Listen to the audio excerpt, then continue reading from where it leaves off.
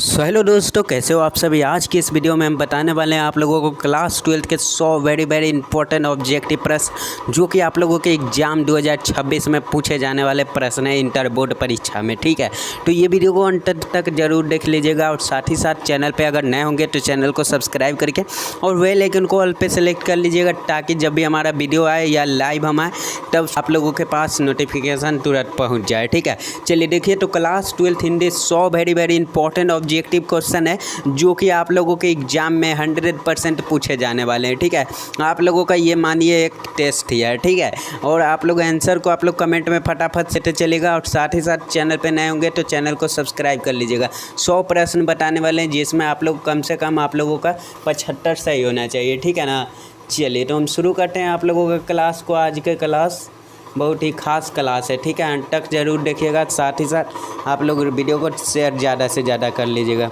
कि बहुत अच्छे लाइनें एक याद आई है कि देखिए, बहुत अच्छे वक्त में और बहुत बुरे वक्त में एक ही वाक्य कॉमन याद रखिएगा, एक ही कॉमन बातें याद रखिएगा। दिनों की बात है ये वक्त गुजर जाएंगे, कुछ दिनों की बात है ये वक्त गुजर जाएंगे आप लोगों का। ठीक है, इसलिए आप लोग जितना मेहनत कर सकते हैं ना भाई करिए। ठीक है, जितना मेहनत कर सकते हैं उतना मेहनत कीजिए। देखिए 60 प्रश्न है जो कि आप लोगों के किताब से है और 40 प्रश्न है जो कि आप लोगों का क्या है व्याकरण से है। ठीक है ना, तो आप लोगों का 100 प्रश्न है, टोटल 100 प्रश्न में आप लोग 75 को सही करके दिखाइए। चलिए पहला नंबर प्रश्न आ चुका है। दिल छोटा करना मुहावरे का अर्थ है क्या अर्थ है? दिल छोटा करना मुहावरे का क्या अर्थ है? तो हतोत्साहित होना हो जाएगा। ऑप्शन नंबर सी हो जाएगा करेक्ट आंसर आप लोगों का। ठीक है, युद्ध नहीं जिनके जीवन में वो भी बड़े अभागे होंगे, या तो प्रण को तोड़ा होगा या फिर रन से ही भागे होंगे। चलिए देखिए, खिल्ली उड़ाना मुहावरे का क्या अर्थ है? मजाक उड़ाना। ऑप्शन नंबर ए हो जाएगा करेक्ट आंसर आप लोगों का। ठीक है, तीसरा नंबर प्रश्न है घर का घाट मुहावरे का क्या अर्थ है? घर का घाट मुहावरे का क्या अर्थ है? प्यारे बच्चों जल्दी से आप लोग बताइएगा इसका राइट आंसर क्या हो जाएगा। ठीक है, घर का घाट मुहावरे का अर्थ है क्या हो जाएगा? तो कहीं नहीं, कहीं का नहीं। ठीक है, ऑप्शन नंबर सी हो जाएगा करेक्ट आंसर आप लोगों का। नेक्स्ट प्रश्न देख लेते हैं। चौथा नंबर प्रश्न है गाँव का घर कविता के कवि कौन है? गाँव का घर के कविता के कवि कौन है? प्यारे बच्चों जल्दी से बताइएगा इसका राइट आंसर। तो गाँव का घर का ज्ञानेंद्र पति हो जाएंगे। ठीक है ना, ऑप्शन नंबर डी हो जाएगा राइट आंसर। ठीक है, और देखिए यहाँ पे अशोक वाजपेयी किन के कवि है? तो हार जीत के लेखक है अशोक वाजपेयी। ठीक है, चलिए पांचवा नंबर प्रश्न आ चुका है। ज्ञानेंद्र पति का जन्म कहाँ हुआ था? ज्ञानेंद्र पति जी का जन्म कहाँ हुआ था? प्यारे बच्चों जल्दी से बताइएगा इसका राइट आंसर क्या हो जाएगा। बहुत इंपॉर्टेंट प्रश्न है, तो इसका राइट आंसर हो जाएगा झारखंड में। ठीक है, ऑप्शन नंबर बी हो जाएगा करेक्ट आंसर। नेक्स्ट प्रश्न देख लेते हैं। छठा नंबर प्रश्न जो कि बहुत इंपॉर्टेंट प्रश्न है आ चुका है। हार जीत कैसी कविता है? हार जीत कैसी कविता है? इसका राइट आंसर क्या हो जाएगा? हार जीत कैसी कविता है क्या हो जाएगा इसका राइट आंसर? आप लोग जल्दी से बताइएगा इसका राइट आंसर। तो गद्य कविता हो जाएगा। ठीक है, ऑप्शन नंबर बी हो जाएगा करेक्ट आंसर। चलिए नेक्स्ट प्रश्न देख लेते हैं। सातवां नंबर प्रश्न क्या है? सातवां नंबर प्रश्न है हार जीत कविता अशोक वाजपेयी के किस कविता का संकलन से ली गई है? क्या हो जाएगा इसका राइट आंसर? सातवां नंबर प्रश्न के राइट आंसर क्या हो जाएगा? हार जीत कविता अशोक वाजपेयी के किस संकलन से ली गई है? तो कहीं नहीं वहीं। ठीक है, ऑप्शन नंबर ए हो जाएगा करेक्ट आंसर। आठवां नंबर प्रश्न आ चुका है। प्यारे नन्हे बेटे को कविता में लोहा किसका प्रतीक है? प्यारे नन्हे बेटे का कविता में लोहा किसका प्रतीक है? तो इसका राइट आंसर क्या हो जाएगा? आप लोग जल्दी से बताइएगा क्या हो जाएगा। चलिए आठवां नंबर प्रश्न के राइट आंसर क्या हो जाएगा? तो कर्म का है। ठीक है, ऑप्शन नंबर सी हो जाएगा करेक्ट आंसर। नेक्स्ट प्रश्न देख लेते हैं। नौवां नंबर प्रश्न देख लेते हैं। मेहनत कश और औरत को कवि ने किस रूप में देखा है? क्या हो जाएगा इसका राइट आंसर? मेहनत कश और औरत को कवि ने किस रूप में देखा है? किस रूप में देखा है? तो इसका राइट आंसर लोहा के रूप में। ठीक है, ऑप्शन नंबर बी हो जाएगा करेक्ट आंसर आप लोगों का। चलिए 10वां नंबर प्रश्न क्या है? 10वां नंबर प्रश्न है रघुवीर सहाय के पिताजी का क्या नाम था? रघुवीर सहाय का पिताजी का क्या नाम था? जल्दी से आप लोग बताइएगा क्या हो जाएगा। चलिए 10वां नंबर प्रश्न के राइट आंसर क्या हो जाएगा? रघुवीर सहाय के पिताजी का क्या नाम था? इसका राइट आंसर क्या हो जाएगा? तो हरदेव सहाय। ठीक है, ऑप्शन नंबर बी हो जाएगा करेक्ट आंसर। ठीक है, चलिए 11 नंबर प्रश्न अधिनायक के रचयिता कौन है? अधिनायक के रचयिता कौन हो जाएंगे? चलिए बताइएगा आप लोग अधिनायक। ठीक है, तो रघुवीर सहाय हो जाएगा। ठीक है ना, अधिनायक के लेखक कौन है? तो रघुवीर सहाय। ऑप्शन नंबर बी हो जाएगा करेक्ट आंसर। नेक्स्ट प्रश्न देख लेते हैं हम लोग फटाफट से।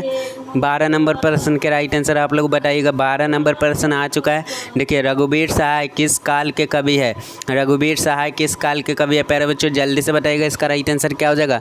रघुवीर सहाय किस काल के कवि है, तो इसका राइट आंसर क्या हो जाएगा आप लोगों का? जल्दी से बताइएगा। तो आधुनिक काल हो जाएगा। ऑप्शन नंबर डी हो जाएगा करेक्ट आंसर। नेक्स्ट प्रश्न देख लेते हैं हम लोग। 13 नंबर प्रश्न आ चुका है। देखिए, नए साहित्य का सौंदर्य शास्त्र के लेखक कौन है? नए साहित्य का सौंदर्य शास्त्र के लेखक कौन हो जाएंगे? इसका राइट आंसर क्या हो जाएगा? आप सभी जल्दी से बताइएगा क्या हो जाएगा। 13 नंबर प्रश्न के राइट आंसर क्या हो जाएगा? तो मुक्तिबोध हो जाएंगे। ठीक है, ऑप्शन बी हो जाएगा करेक्ट आंसर। 14 नंबर प्रश्न आ चुका है। मुक्तिबोध किस शतक के कवि थे? मुक्तिबोध किस शतक के कवि थे, तो इसका राइट आंसर क्या हो जाएगा? चलिए बताइएगा, इसका राइट आंसर क्या हो जाएगा? तो इसका मुक्तिबोध किस शतक के कवि थे, तो हो जाएगा ऑप्शन नंबर क्या हो जाएगा? जल्दी से बताइए। तो ऑप्शन ए हो जाएगा करेक्ट आंसर, टाट शतक के। ठीक है, नेक्स्ट 15 नंबर प्रश्न आ चुका है। मुक्तिबोध के पिता का नाम क्या था? मुक्तिबोध के पिताजी का नाम क्या था? तो माधवराज मुक्तिबोध हो जाएगा। ठीक है, ऑप्शन नंबर सी हो जाएगा करेक्ट आंसर। ठीक है ना, माधवराज मुक्तिबोध हो जाएगा। ऑप्शन सी हो जाएगा करेक्ट आंसर। नेक्स्ट प्रश्न देख लेते हैं। 16 नंबर प्रश्न के बताइएगा आप लोग। शमशेर बहादुर सिंह का जन्म कब हुआ था? शमशेर बहादुर सिंह का जन्म कब हुआ था, तो इसका राइट आंसर क्या हो जाएगा? चलिए बताइएगा इसका राइट आंसर। ठीक है, शमशेर बहादुर सिंह का जन्म कब हुआ था, तो 13 जनवरी 1911 को। ऑप्शन नंबर ए हो जाएगा करेक्ट आंसर। ठीक है, चलिए 17 नंबर प्रश्न आ चुका है आप लोगों का। शमशेर बहादुर सिंह का जन्म कहाँ हुआ था? कहाँ हुआ था, इसका राइट आंसर क्या हो जाएगा? 17 नंबर प्रश्न, शमशेर बहादुर सिंह का जन्म कहाँ हुआ था? ठीक है, तो इसका राइट आंसर क्या हो जाएगा? तो देहरादून में। ठीक है, ऑप्शन नंबर ए हो जाएगा करेक्ट आंसर हो जाएगा आप लोगों का। ठीक है ना, 18 नंबर प्रश्न आ चुका है। शमशेर बहादुर सिंह की पत्नी का क्या नाम था? क्या था? चलिए इसका राइट आंसर क्या है? बहुत इंपॉर्टेंट प्रश्न है। इसका राइट आंसर क्या है? शमशेर बहादुर सिंह की पत्नी का क्या नाम था? क्या हो जाएगा इसका राइट आंसर? जल्दी से आप लोग बताइएगा। 18 नंबर प्रश्न के राइट आंसर। ठीक है ना, शमशेर बहादुर सिंह के पत्नी का क्या नाम था, तो इसका धर्म देवी हो जाएगा। ठीक है, ऑप्शन नंबर बी हो जाएगा करेक्ट आंसर हो जाएगा। ठीक है, चलिए नेक्स्ट प्रश्न देख लेते हैं हम लोग। 19 नंबर प्रश्न आ चुका है। कवियों के कवि किसे कहा जाता है?